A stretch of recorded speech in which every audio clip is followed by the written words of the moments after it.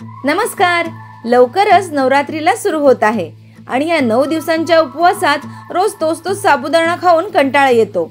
म्हणूनच आज आम्ही तुमच्यासाठी घेऊन आलो आहोत एक नवीन आणि हेल्दी रेसिपी. मऊ लुसलुशीत वरीचे फुलके आणि त्यासोबत चविष्ट बटाट्याची रस्सा भाजी. मी खात्रीने सांगते, हे फुलके जे आहेत ना ते दिवसभर मऊ राहतात. आणि या भाजीची चव तर अशी आहे की अशा पद्धतीची ही बटाट्याची भाजी तुम्ही नेहमीच बनवाल. चला तर मग अजिबात वेळ न घालवता या अप्रतिम रेसिपीला सुरुवात करूया. रस्सेदार उपवासाची भाजी बनवण्यासाठी सर्वप्रथम आपल्याला एक वाटण तयार करायचंय. एका मिक्सरच्या भांड्यात मी 3 छोटे चमचे किसलेलं ओलं खोबरं घेतेय, 2 हिरव्या मिरच्या घेतेय, 1 चमचा आपल्याला दाण्याचं कूट घ्यायचंय आणि पाव चमचा जिरं घालायचंय. आणि आता थोडंसं पाणी घालून हे आपल्याला अगदी बारीक वाटून घ्यायचंय. हे पहा, हे वाटण मी अगदी बारीक वाटून घेतलंय. आता भाजीला मस्त खमंग फोडणी घालूया. त्यासाठी मी पॅन मध्ये थोडंसं तेल तापत ठेवलंय आणि अगदी थोडं जिरं मी याच्यात घालतेय. वाटणामध्ये देखील जिरं घातलं होतं, त्यामुळे अगदी थोडं जिरं घालायचंय. नंतर यामध्ये कढीपत्त्याची पानं आणि थोडंसं किसलेलं आलं घालायचंय. फोडणी थोडीशी परतून घ्यायची आणि आता यामध्ये थोडे शेंगदाणे घालायचे आणि हे देखील फोडणीमध्ये छान फ्राय करायचे. शेंगदाणे फ्राय झाले की यामध्ये उकडलेले बटाट्याचे हे तुकडे घालायचे. यात आपल्याला चवीप्रमाणे उपवासाचं मीठ घालायचंय आणि हे देखील या बटाट्यामध्ये व्यवस्थित मिक्स करून घ्यायचंय. आता हा जो बटाटा आहे तो या खमंग फोडणीमध्ये छान फ्राय झालेला आहे. असा बटाटा छान याच्यामध्ये आपण परतून घेतलाय, त्यामुळे भाजी खूप टेस्टी बनते.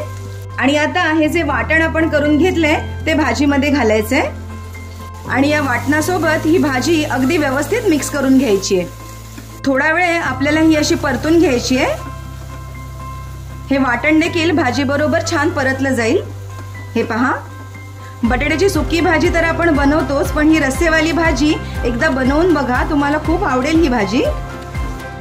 आता या मिक्सरच्या भांड्यातच पाणी घालायचंय आणि उरलेलं वाटण देखील याच्यामध्ये हे व्यवस्थित घालायचंय. आता या भाजीमध्ये अगदी थोडीशी चवीसाठी साखर घालायची.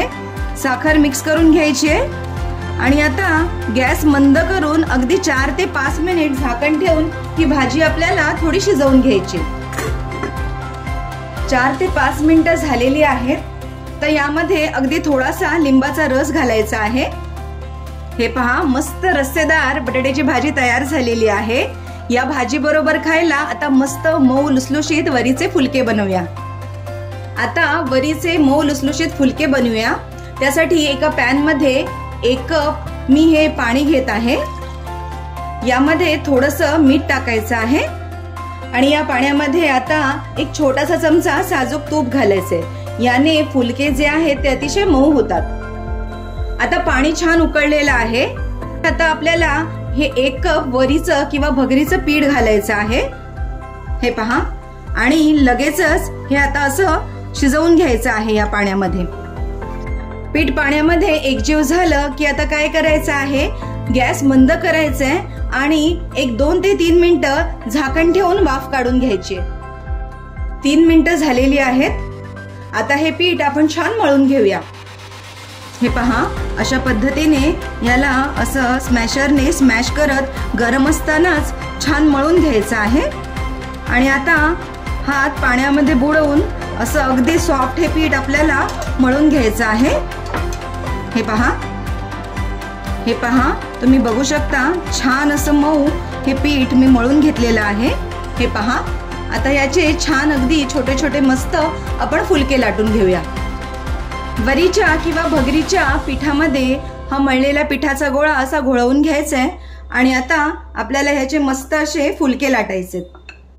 जास्त जाडही नाही आणि जास्त पातळही नाही असे आपल्याला हे फुलके लाटून घ्यायचे. हे पहा, अशा पद्धतीने हा फुलका मी लाटून घेतलेला आहे.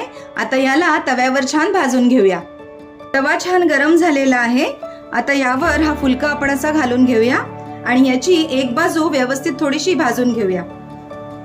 याची एक बाजू थोडीशी भाजली गेली की ह्याला आपल्याला असं पलटायचं आहे आणि दुसरी बाजू अगदी व्यवस्थित भाजून घ्यायची. कपड्याने थोडंसं फिरवून आपल्याला असं दाबायचंय म्हणजे हा व्यवस्थित खालून भाजला जाईल। हे पहा, आता ह्याची दुसरी बाजू भाजून झालेली आहे। ह्याला आपण असा पलटूया। हे पहा, आणि आता हा छान असा टम्म फुगायला लागलेला आहे। हे पहा किती छान हा वरीचा फुलका आपला फुगलेला आहे। हे पहा, हा फुलका किती मस्त छान मऊ झालेला आहे। मी तुम्हाला तोडून दाखवते किती हा अलगदपैकी तुटतो आणि हा दिवसभर असाच मऊ राहतो। हे पहा, अशा पद्धतीने ही मस्त अशी रस्सेदार बटाट्याची भाजी आणि मऊ मऊ हा फुलका खायला तयार आहे। तर कशी वाटली तुम्हाला ही उपवासाची खास रेसिपी? हे वरीचे फुलके आणि बटाट्याची रस्सा भाजीची रेसिपी तुम्ही ह्या नवरात्रीमध्ये नक्की करून बघा आणि तुमचा अनुभव आम्हाला कमेंट्समध्ये नक्की सांगा। रेसिपी आवडल्यास व्हिडिओला लाईक करा आणि तुमच्या मित्रमैत्रिणींसोबत शेअर करा आणि अशाच नवनवीन रेसिपींसाठी आमच्या चॅनलला सबस्क्राईब करायला विसरू नका। पुन्हा भेटूया एका नवीन रेसिपी सोबत। धन्यवाद।